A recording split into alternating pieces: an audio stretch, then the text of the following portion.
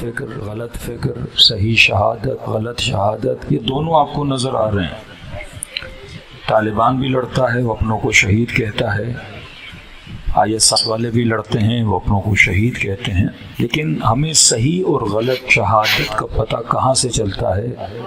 کہ جس کا تعلق حسین ابن علی سے ہوتا ہے، وہ اگر اپنی قوموں کو اپنی طرف شہادت کے لیے بھی کھینچتے ہیں تو اس میں بھی لہو و لعب ہوتا ہے۔ یہ کوئی زیادہ سالوں کی بات نہیں ہے کہ جہاد و نکاح کے نام سے ایسے ایسے نعرے لگائے گئے تاکہ مجاہدوں کو میدان جہاد میں رکھنے کے لیے بھی انہوں نے سہارا کس کا لیا؟ شہوت کا سہارا لیا۔ ایک مجاہد کے اندر نامی مجاہد، حقیقت میں مجاہد راہ خدا نہیں، لیکن اس کو وہاں پہ ٹکنے کے بندہ رہے، لڑے، مستندات اور شواہد موجود ہیں، کو نشہ دیا جاتا تھا، مبتلا کیا جاتا تھا تاکہ جنگ کا حوصلہ بڑھے۔ آج واقعاً افواج جب لڑنے جاتی ہیں وہ شراب سے سہارا لیتی ہیں، ان سہارا لیتی ہیں۔ دی خواتین کے سان کرتے کام دیتا ہے، انہیں وہ عزت دیتا ہے، انہیں وہ جگہ دیتا ہے جس کے لیے خدا نے خاتون کو بنایا ہے۔ پھول کی جگہ کہاں ہوتی ہے؟ ایک نازک خوبصورت شیشے کو کہاں رکھا جاتا ہے؟ پتھروں کے بیچ میں نہیں رکھا جاتا۔ خدا اسے پھول تصور کر کے گلدستے میں جگہ دینا چاہتا ہے، اور یہ اسے دنیا کے خواب و خیالات دکھا کے ایکوالٹی کے نام پہ، برابری کے نام پہ سے وہ کام لیتے ہیں جو اس کا کام ہے ہی نہیں ہے۔ تو وہ اپنی افواج کو بھی وہاں پہ لڑنے کے لیے کون سا جھانسا دیتے ہیں؟ دنیا کا جھانسا، مال کا جھانسا، عورت کا جھانسا، نشے کا جھانسا۔ لیکن دوسری طرف راہ شہادت ابا عبداللہ حسین، کہ میں کل کے شہیدوں کی بات نہیں کر رہا۔ کل میدان جہاد میں جانا ہوتا تھا تو رات کو کوئی دعائے کمیل پڑھ رہا ہوتا تھا، کوئی دعائے توسل پڑھ رہا ہوتا تھا، کوئی زیارت عاشورہ پڑھ رہا ہوتا تھا۔ یہ اپنے وجود کی بیٹری کو حسین کے وجود سے چارج کرتے ہیں۔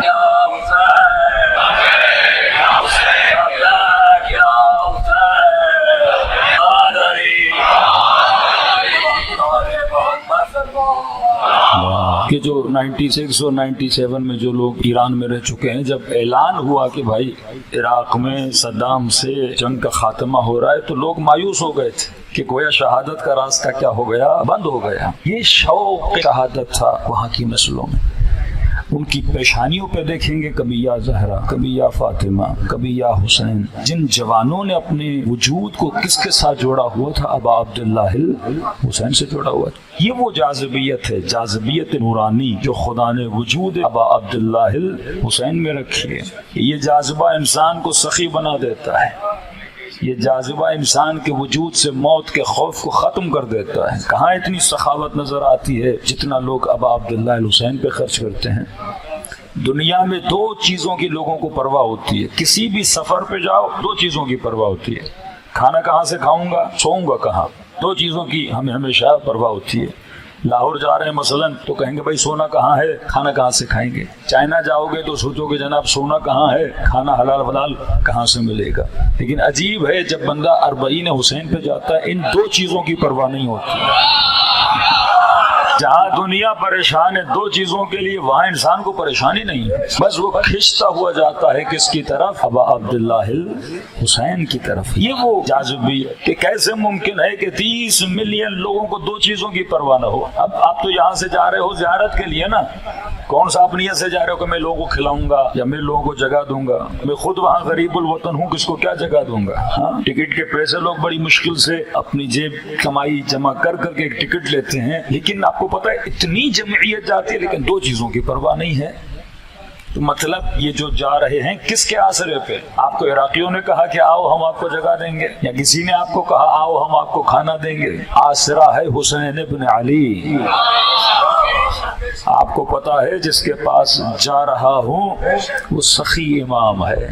اب ہو سکتا ہے دنیا والے آپ کہیں بھئی تیرا مولا تو شہید ہو گیا، وہ آپ کو کہاں سے کھلائے گا، وہ آپ کو کہاں سے جگہ دے گا؟ آپ کو تو نہیں، جو حسین سے محبت کرتے ہیں ان کے وجود میں بھی حسین کی فتح جاتی ہے۔ عشق حسین انسان کو سخی بنا دیتا ہے، عشق حسین انسان کو بہادر بنا دیتا ہے۔ یہ قرآن کی آیتیں ایسے نہیں کہ صبغۃ اللہ ومن احسن من اللہ صبغہ، کون ہے جو خود کو رنگ خدا میں رنگ دے۔ یہ مجالس عزا 10 دن کے لیے، 2 مہینے کے لیے، 40 کے 10 دن کے لیے آپ تھوڑا سا محسوس کریں کہ آپ کا وجود کس طرح سے امام حسین بدل دیتے ہیں کہ انسان کبھی خود کو آئینے میں بھی دیکھے تو شاید نہ پہچانے یہ میں ہی ہوں جو اتنا سخی بن گیا ہوں، یہ میں ہی ہوں جو اتنی تکلیفیں برداشت کر رہا ہوں، یہ میں ہی ہوں جو 10 منٹ کے لیے ایسی بند ہو پریشان ہو جاتا ہوں اور 50 ڈگری کی گرمی میں چل رہا ہوں، یہ میں ہی ہوں جو اتنی تکلیفیں برداشت کر رہا ہوں۔ تو وہاں مولا حسین آپ کو چھوٹی چھوٹی بلاؤں میں بھی مبتلا کرتے ہیں نا، گرمی والی بلا، بدن کا تکلیف میں چلے جانا، لیکن وہ بلا نہیں لگتی کیونکہ سامنے ابا عبداللہ موجود ہے، سامنے یہ نور اقدس خدا موجود ہے۔ انسان 5 منٹ کے لیے سوچے، وہ کافرہ عورتیں جنہوں نے یوسف کے حسن کو دیکھا، پتہ نہ چلا کہ انگلیاں کٹ رہی ہیں یا نہیں کٹ رہی، تو حسین کے عزادار کو کیسے پتہ چلے کہ پاؤں میں چھالے پڑ رہے ہیں یا نہیں پڑ رہے؟ سامنے کس کا وجود ہے؟ وجود ابا عبداللہ الحسین، یہ وجود جو انسان کے دل میں اس قدر محبت، یہ معجزہ پروردگار عالم ہے۔ یہاں کا موضوع نہیں، بس اشارہ کر رہا ہوں۔ حکومت الہی کو جب خدا نافذ کرے گا تو اس حکومت الہی کو نافذ کرنے کے لیے لشکر کون تیار کر رہا ہے؟ امام حسین۔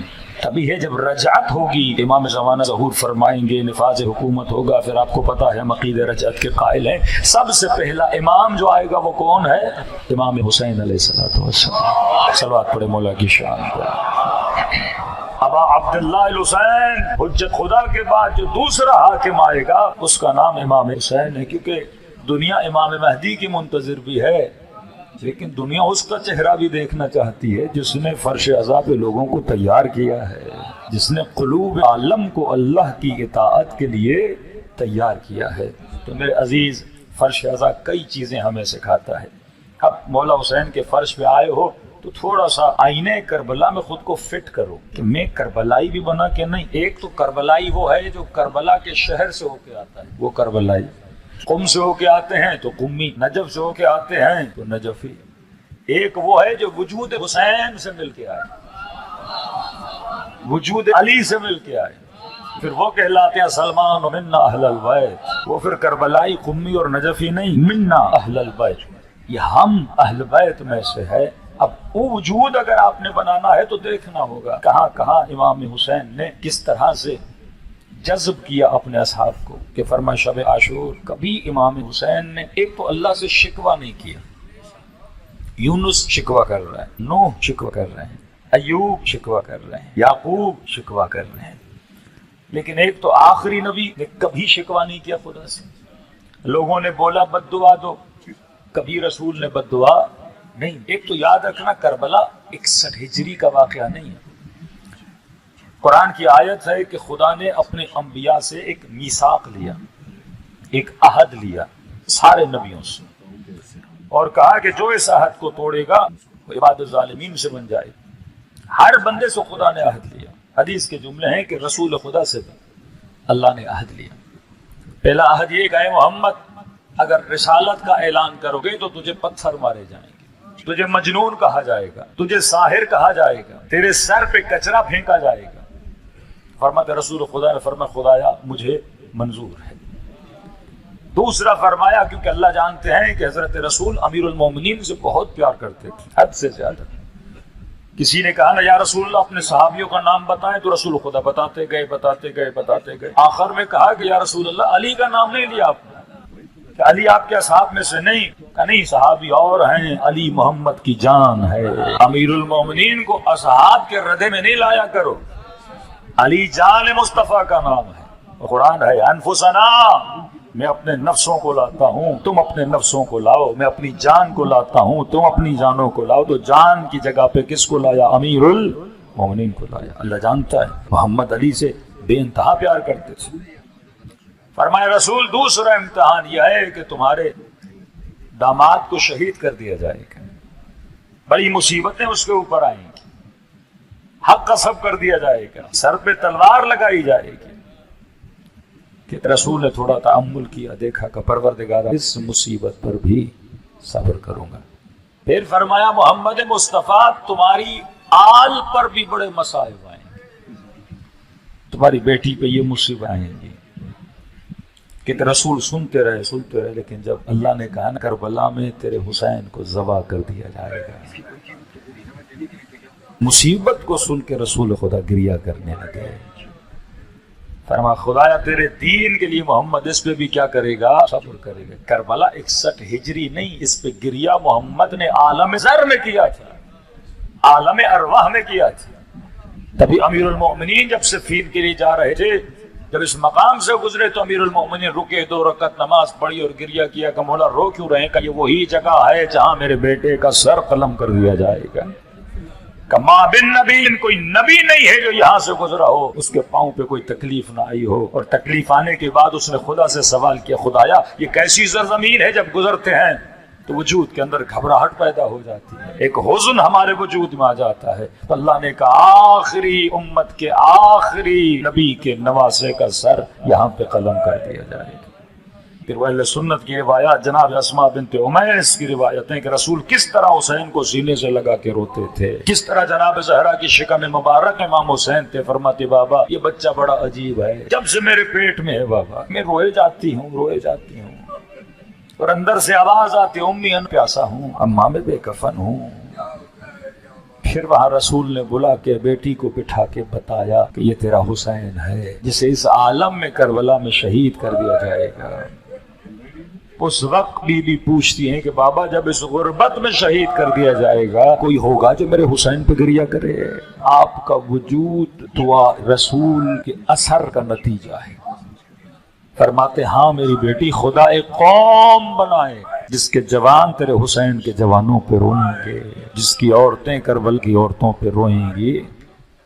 یہ کسی صدی کا واقعہ نہیں ہے، ما قبل خلقت انبیاء نے اس واقعے پہ گریہ کیا ہے۔ جب آپ زیارت عاشورہ پڑھتے ہیں تو واقعاً کہتے ہیں یہ مصیبت صرف اہل زمین کے لیے نہیں، اہل سماوات کہ آسمانوں میں رہنے والے بھی ابا عبداللہ حسین کی مصیبت پہ کیا کرتے ہیں؟ گریہ کرتے ہیں۔ یہ نظام الہی کا حصہ تھا۔ ظہور امام ہو ہی نہیں سکتا اگر انسان فرش عزا حسین کے ساتھ جڑا نہ ہو۔ یہ جوک در جوک فرش عزا نسلوں کو تیار کرتا ہے تاکہ کائنات میں الہی نظام کو نافذ کیا جائے۔ اب میں آ گیا اس فرش عزا پہ۔ کم سے کم جو انسان فرش عزا سے لے کر جاتا ہے، کم سے کم مطلب یہ نہیں کہ وہ چیز کم ہے، کم سے کم مطلب یہ ہے کہ بے معرفت ترین انسان کو بھی جو چیز عطا کی جاتی ہے، عمومی ایک ہوتی ہے نا عام لوگوں کو، ایک ہوتا ہے خاص لوگوں کو، کم سے کم جو ہمیں فرش عزا سے ملتا ہے وہ یہ آنسو ہیں۔ یہ تو ہر کوئی لے کے جاتا ہے نا فرش عزا سے، لیکن یاد رکھو حسین صرف اور صرف رونے کے لیے نہیں بنے، حسین انسان کو انسان بنانے کے لیے بنائے گئے۔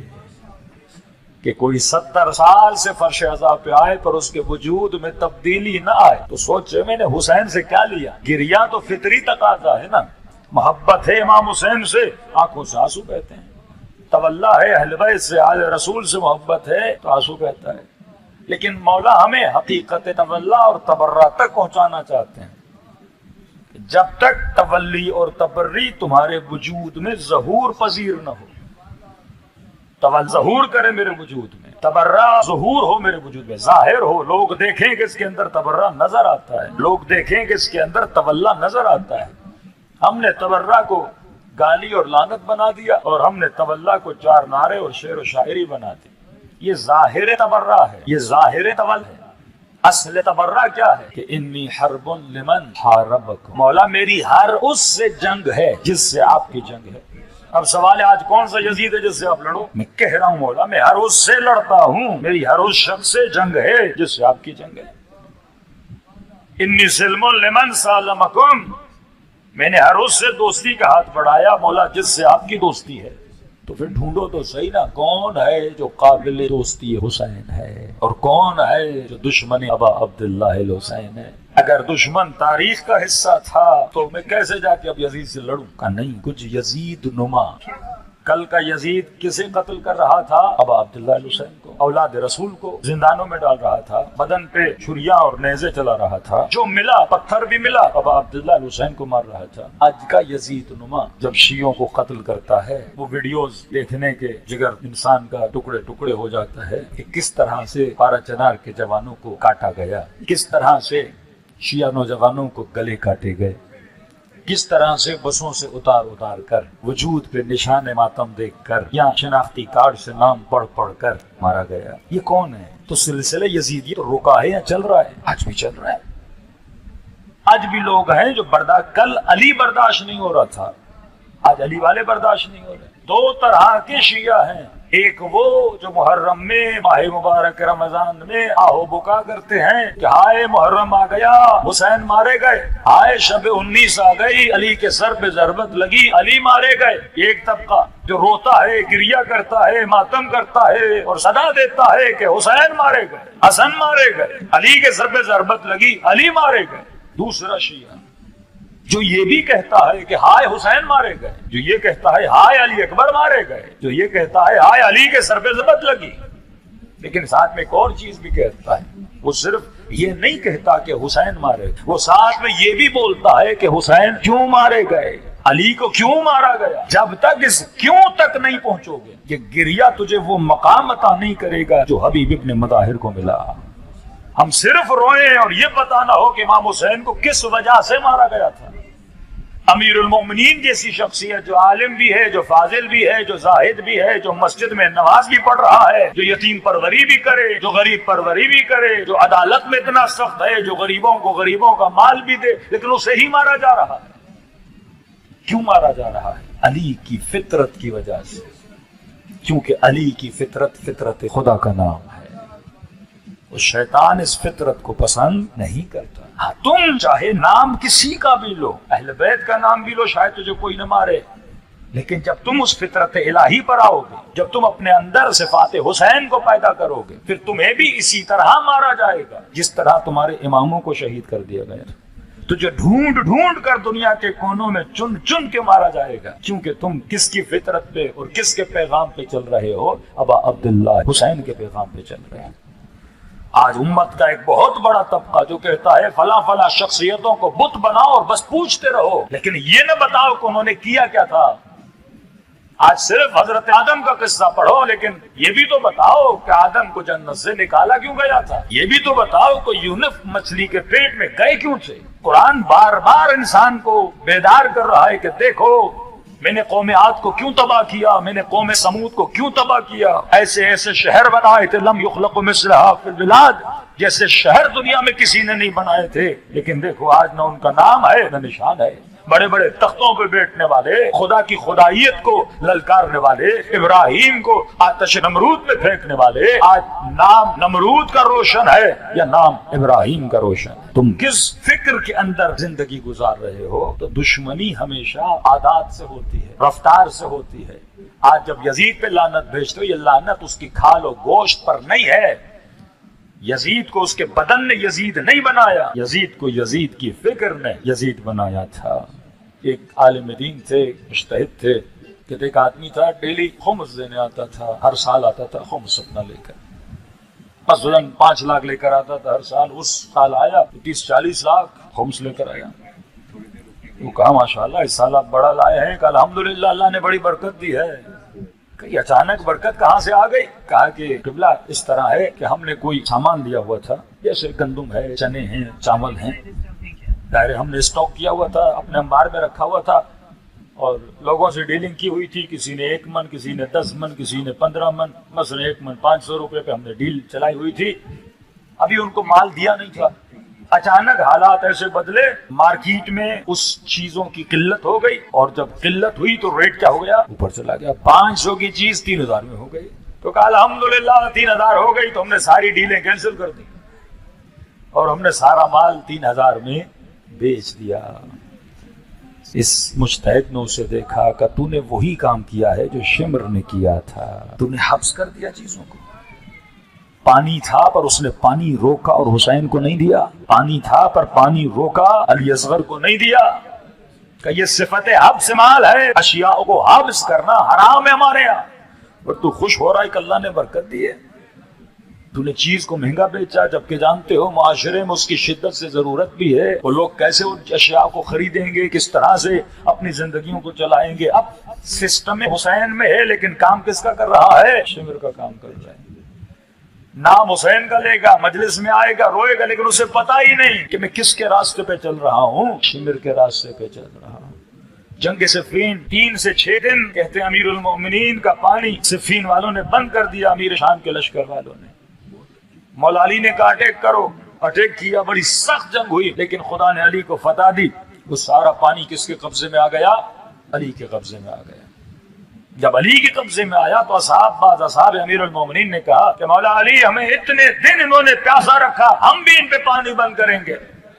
امام نے کہا نہیں، علی ابن ابی طالب چلو انہوں نے 1 ہفتہ بند کیا تھا، مولا ہمیں 3 دن تو بند کرنے دیں۔ مولا نے فرمایا اگر 3 دن بھی بند کرو پھر ابو طالب کے بیٹے میں اور ابو سفیان کے بیٹے میں فرق کیا رہ جائے گا؟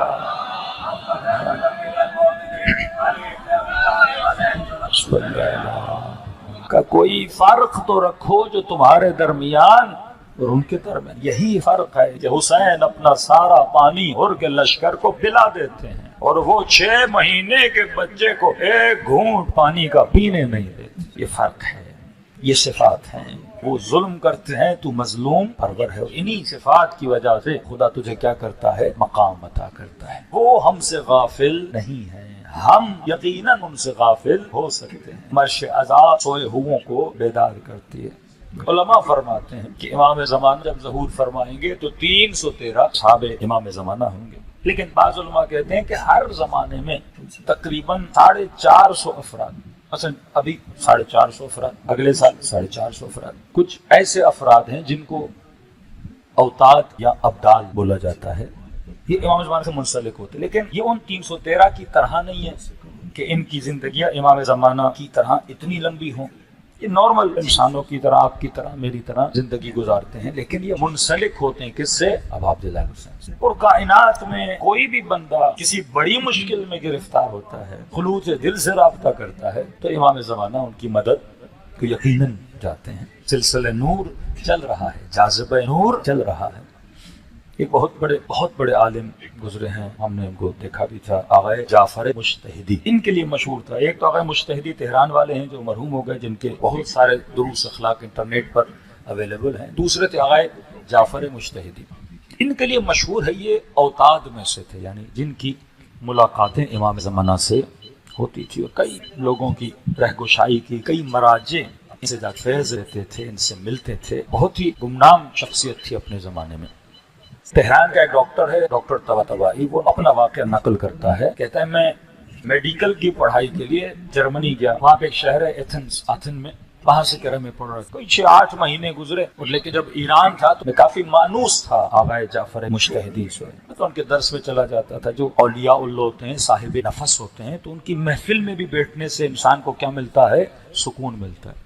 اب سوچو جب علی کے نوکر کی محفل میں اتنا سکون ہو تو علی کی محفل میں کتنا سکون ہو۔ یہ کامل و زیارات کی روایات ہیں، فرماتے جب خدا یوم قیامت اعلان کرے گا جنتیوں کو، بولے گا کہ کہاں چلے جاؤ؟ جنت میں چلے جاؤ۔ آئے بشیر نجفی صاحب کہتے ہیں قرآن میں 2 طرح کی آیتیں، ایک ہے جہنمیوں کے لیے کہ بالرواسی، جب ان کو حکم ملے گا جہنم میں جاؤ تو یہ جانا نہیں چاہیں گے، کیونکہ جہنم ہے، آگ ہے، تکلیف ہے، تو ان کے ماتھے کے بالوں سے پکڑ کر ان کو ملائک گھسیٹ ہوئے جہنم میں پھینک۔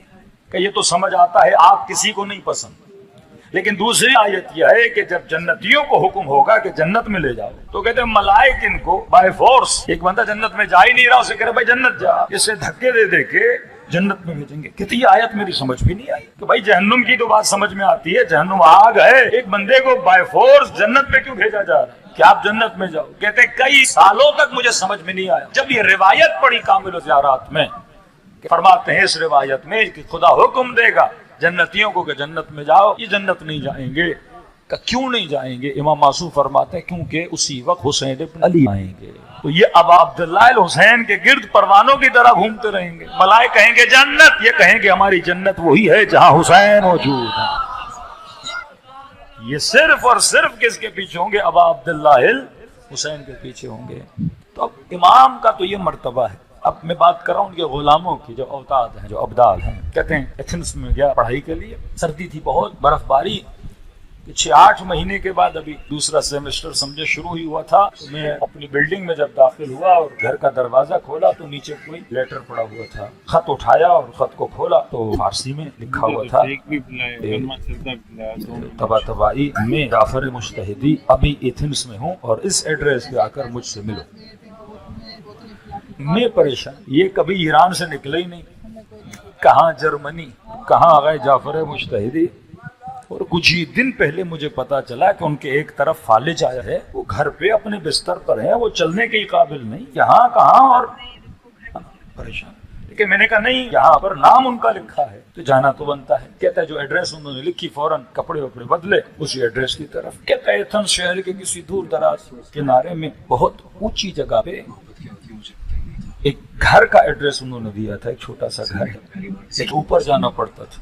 کہتا ہے برف باری اتنی، سردی اتنی. میں نے کہا اوپر تک جاؤں تو کیسے، پتہ نہیں خط سچا بھی ہے کہ نہیں ہے، کروں تو کیا کروں. کہتا میں اوپر مشکلات تھی کیسے چڑھوں، برف اتنی، تھوڑی شک میں بھی تھا کہ جاؤں کہ نہیں جاؤں. اتنے میں دیکھا اوپر سے گھر کا دروازہ کھلا اور آغا جعفر مجتہدی کی آواز آئی اور کا تبا تباہی، ڈرو نہیں، یا علی کر کے اوپر آ جاؤ. سارے شک و شبہات ٹوٹ. میں نے کہا نہیں، یہ تو آغا جعفر ہی انہی کی آواز ہے. کہتا میں نے بھی یا علی کر کے بڑی زحمت کر کے اوپر تک پہنچا. کمرے میں آغا جعفر کو دیکھا، چہرے نورانی کو دیکھا، سینے سے لگایا، بوسیا انہوں نے مجھے کہا بیٹھو. جیسے اندر گیا تو دیکھا بستر پر ایک جوان ہے، لیکن اس کے چہرے سے، حالات سے لگ رہا ہے کہ ابھی ابھی کسی بڑی بیماری سے جاں پر ہو کے بیٹھا ہے.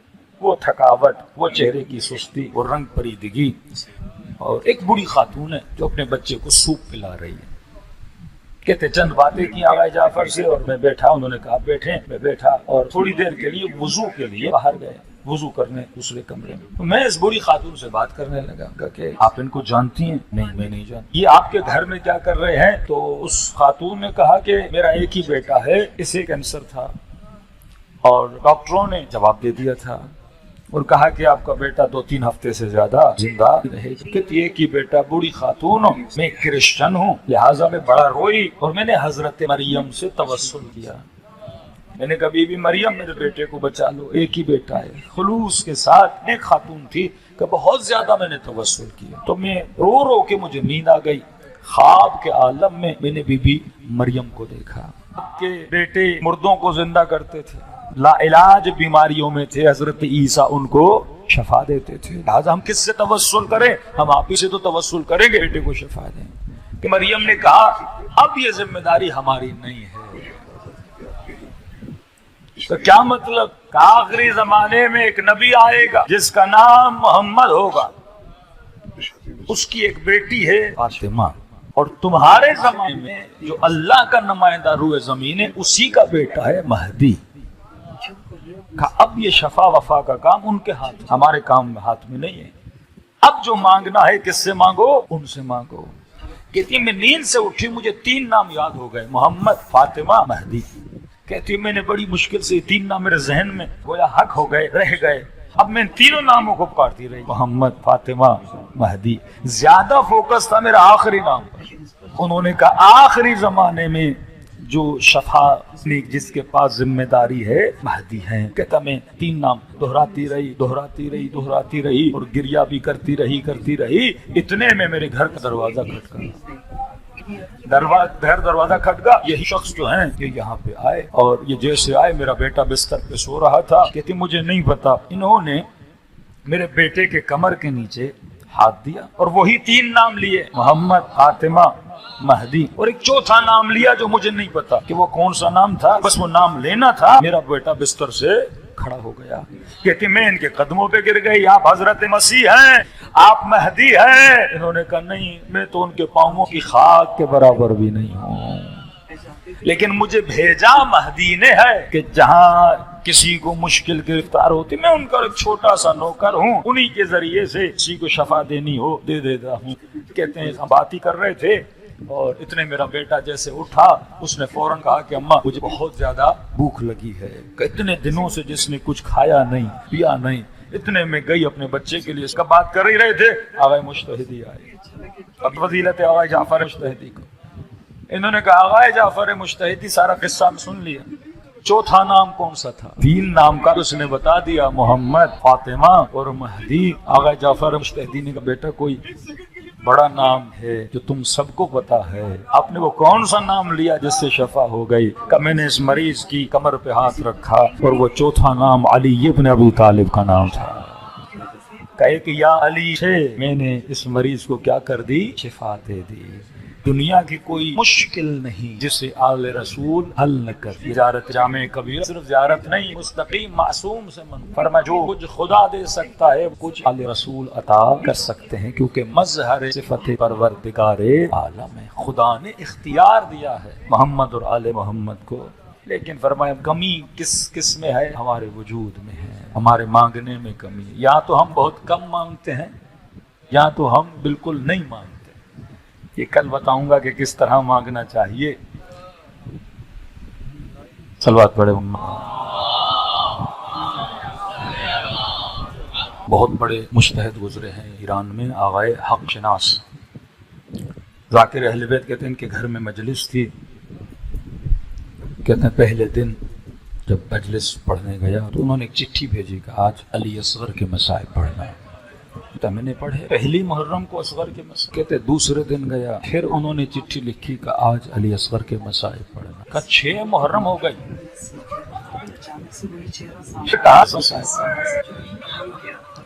کہتا مجلس ختم ہوئی، میں نے اپنے مولا کا ذاکر ہوں، مجھے دوسرے مسائل بھی آتے ہیں، شاید آپ کو شک ہو، نہیں آتے مولا، میں آغا میں سب کے مسائل پڑھتے۔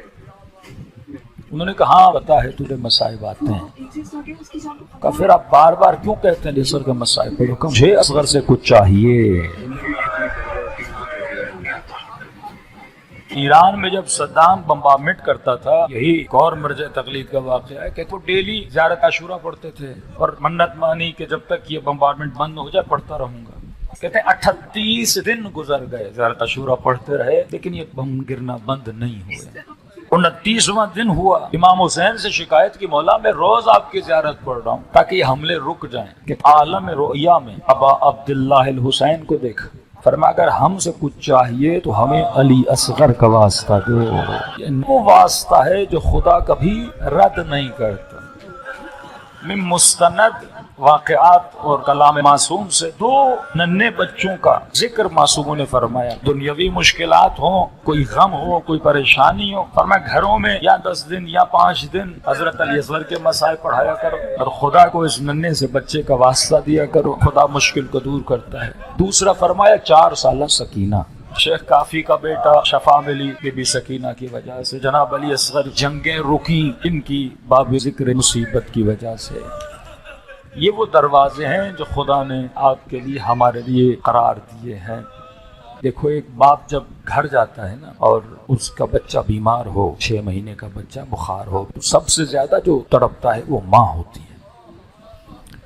وہ فوراً شوہر کو بولتی ہے اتنی دیر کہاں تھے، روز دیر کر کے جائے مسئلہ نہیں، لیکن جس دن 6 مہینے کا بچہ بیمار ہو نا، یہ ماں ڈانٹنے پہ آ جاتی ہے اتنی دیر کر کے آئے، پتہ نہیں بچہ بیمار ہے۔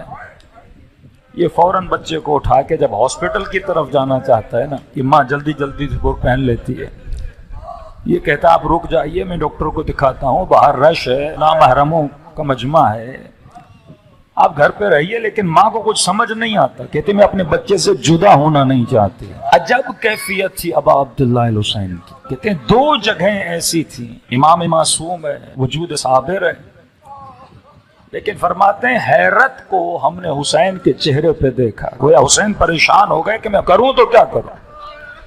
فرما ایک وہ گھڑی تھی جب علی اکبر کے لاشے پر آئے، دوسرا وہ مقام تھا جب ہاتھوں میں علی اصغر کا ننھا سا بدن تھا اور حسین کو سمجھ نہیں آ رہا تھا کہ اب اس ننھے سے بدن کو کروں تو کیا کروں۔ اللہ جانے رباب پہ کیا گزری، خدا کو آج اس بی بی کا واسطہ دیں، دلوں کو کربلا کی طرف روانہ کریں۔ السلام علی الحسین وعلی الحسین